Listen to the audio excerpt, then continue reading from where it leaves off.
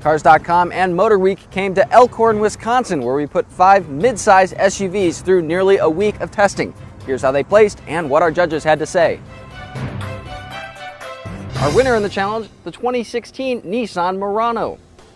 The Murano has a standout styling that sets it apart from the rest of its competitors. It's futuristic, and it really is a love it or hate it sort of thing, and I love it. However, that standout styling leads to a giant C-pillar.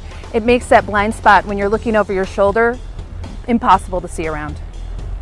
Because of that limited visibility, I found myself using the Around View monitor system a lot. It's really easy to find. You just hit the button on the multimedia system and you get a great view of what's going on around your car.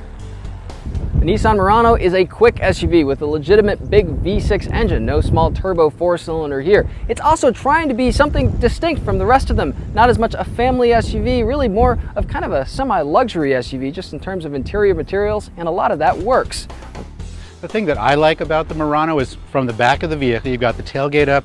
Maybe you have all this cargo you want to put in the back. So to drop that second row seat sometimes is a very uncomfortable lean in or even push back. But in the Murano, you've got a lever on both sides of the vehicle to drop down one side of the seats or the other, and then an electric button that pulls it back up if you don't need all that space. The Murano is very comfortable and super luxurious compared to the other vehicles here. The biggest thing I don't like about the Murano is the exterior design. I know it's edgy, it's out there, it's modern, but to me it just looks like it's trying too hard to be different. In second place, the 2016 Ford Edge.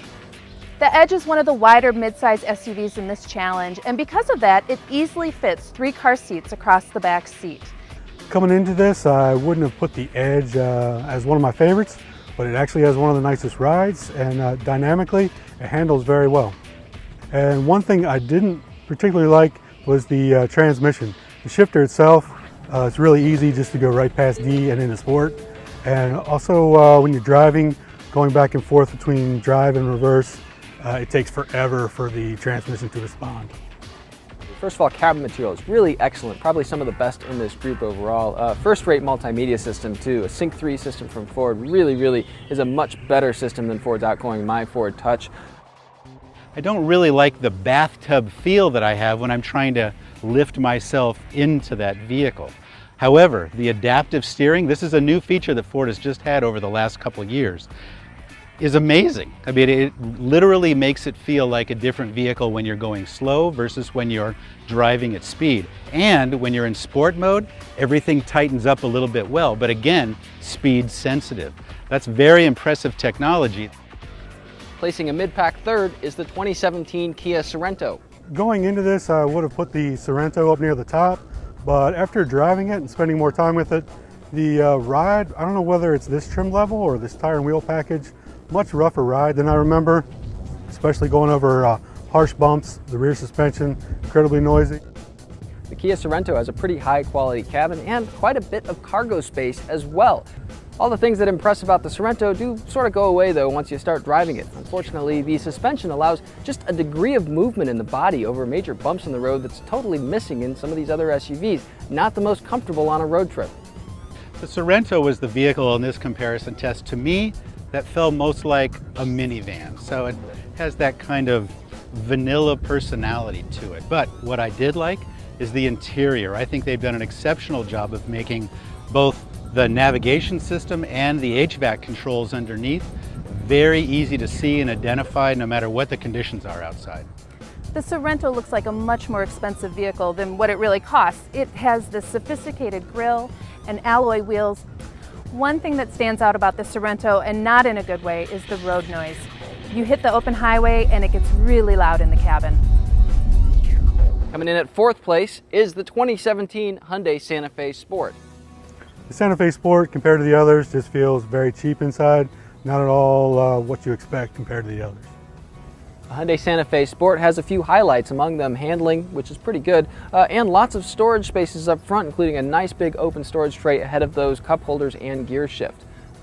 A few downsides on the Santa Fe Sport: visibility. A swooping rising belt line on the outside means smaller second row windows makes it a little bit harder to see out of from the inside. Speaking of inside, those cabin materials have a lot of cheap, kind of low-rent plastics, and the seats, cheap grade of leather in our test car, and they're kind of tough and not very comfortable. Although the Santa Fe may be very fun to drive because it's so sporty, the jelly bean design look is not going to separate it from the crowd. Bringing up the rear in 5th place, the 2016 Jeep Grand Cherokee. With the Grand Cherokee, I like the fact that it's really the only true SUV of the bunch. Definitely has the off-road credentials, could haul more, tow more, and I like the more truck-like ride myself. A couple of things I didn't like so much about the Cherokee. The interior doesn't feel as roomy as the others here, and the quality of the materials is actually pretty good, but the fit and finish not quite up to par of the rest.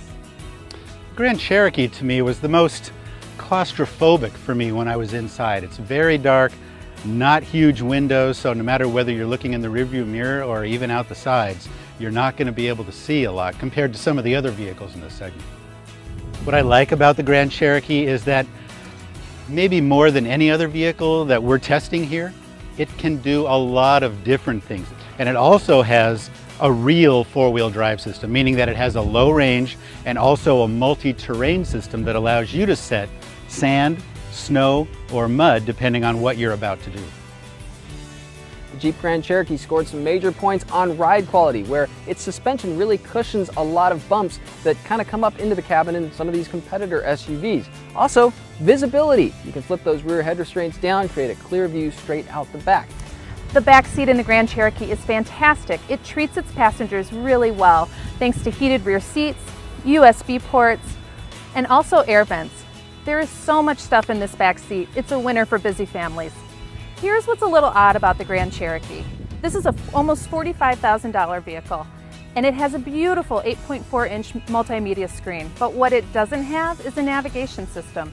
That's a real miss for most families. So there you have it. See each of these cars' full scores and plenty more on Cars.com.